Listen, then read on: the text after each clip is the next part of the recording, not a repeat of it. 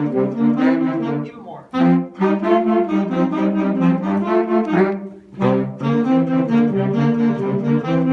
right. Beginning, everyone. 1, 2, 1, 2, 3, and.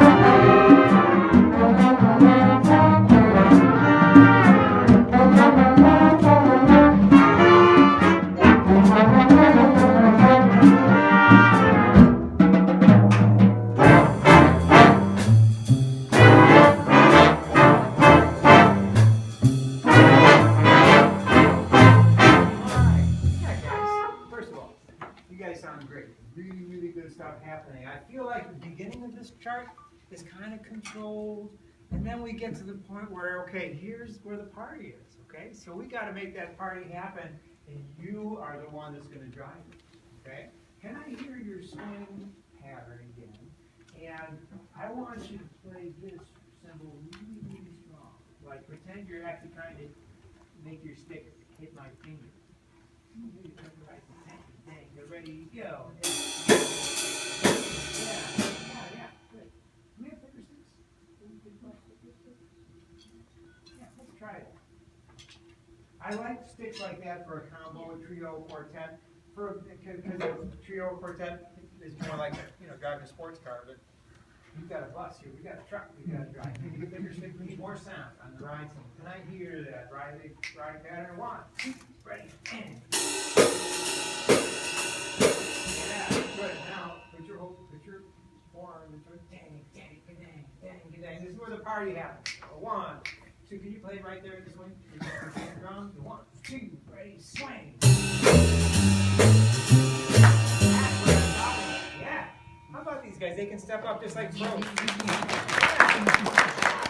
Look at that. We ask and it happens. That's what I'm talking about. How about 17 second time? 17 second time.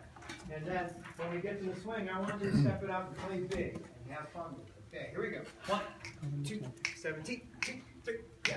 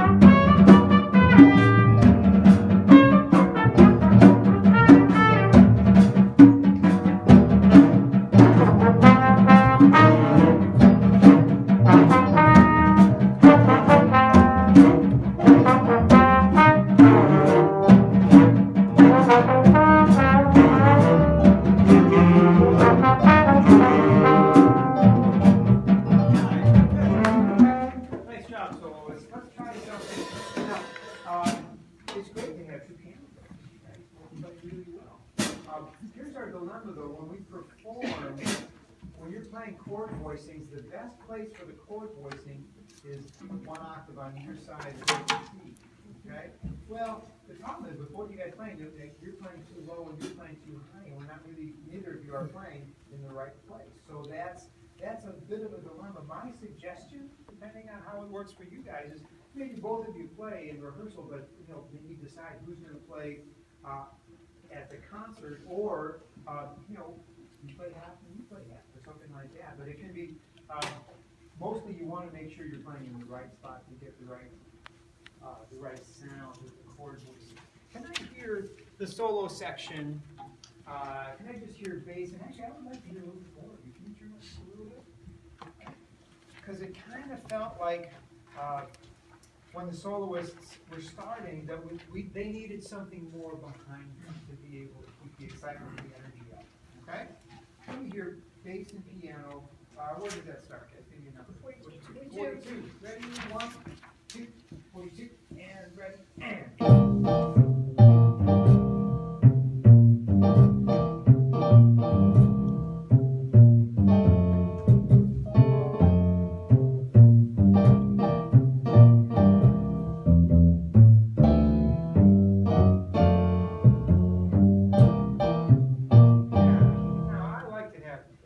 Solid bass behind you. So that sounds a lot better to me. Let me hear everybody at 42 now. 42 without the soloist yet. 1, 2, 1, 2, 3, and.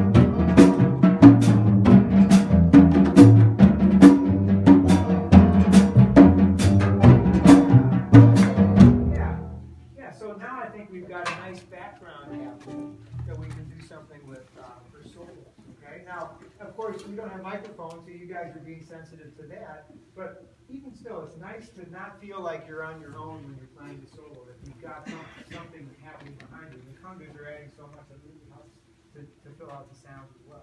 Yeah, I like that. That's working. So you're playing the left hand, you're playing the right hand. Is that correct? Okay. So in other words, make sure you get that in the right place on the piano.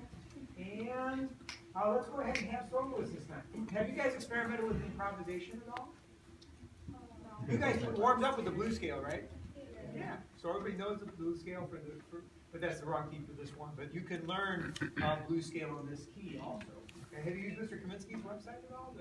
Check that out. There's some great resources, and he writes out the blues scale on this key, as a matter of fact, that you could use to improvise some solos. So I would highly recommend you check that out. Okay, solos. Here we go. 1, 2, 1, 2, 42.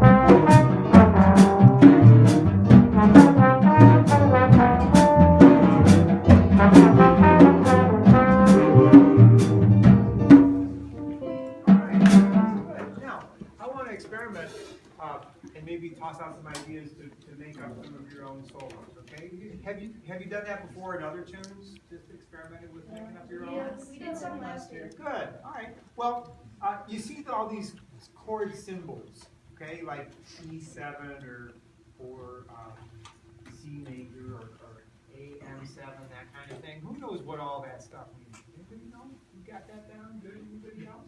Good. Good.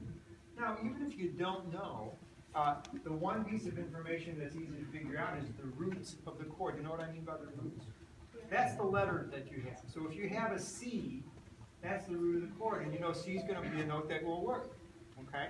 What I'd like you to try, soloists, let's see if we can make up our own solo using the root of the chord and trying to play some really fun rhythms just on the root of the chord. Okay?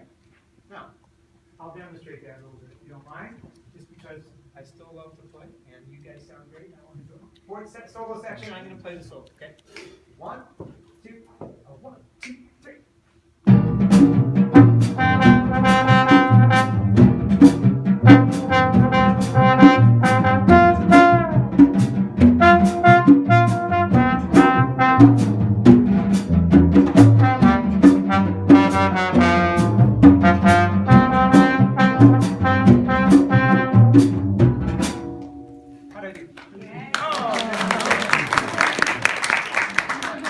Notice I didn't play a lot of notes, right?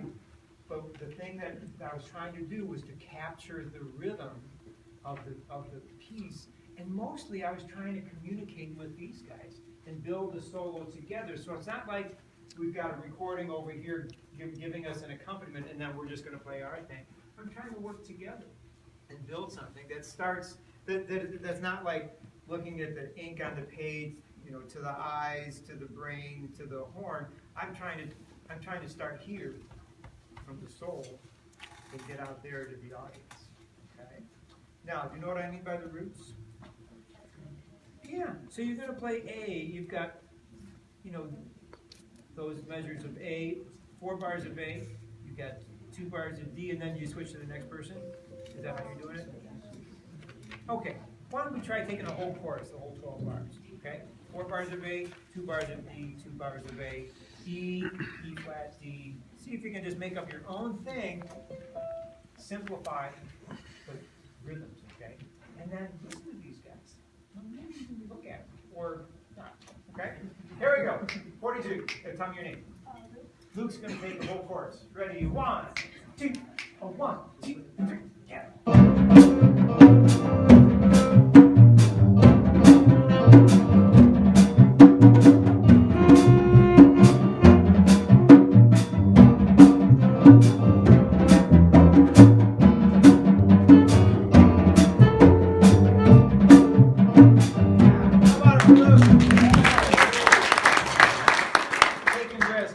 Put it out there for everybody. Who wants to do the next one? Anybody want to give it a try? There you go. You got the next one. 1, 2, 1, 2, 3, and.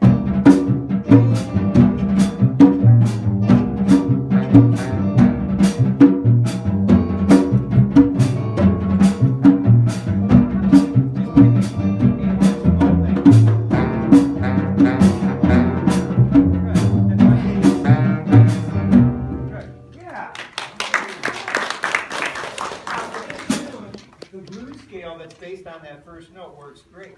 Okay, so I'm going to play a blues scale solo, just using like 1 or 2, maybe 3 notes of a blues scale. Alright, here we go. Ready?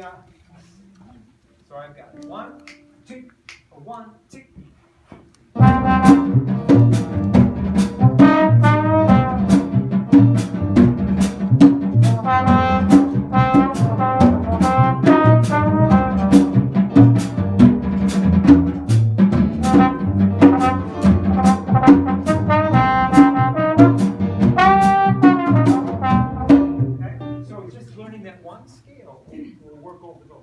So blues scales are your friend.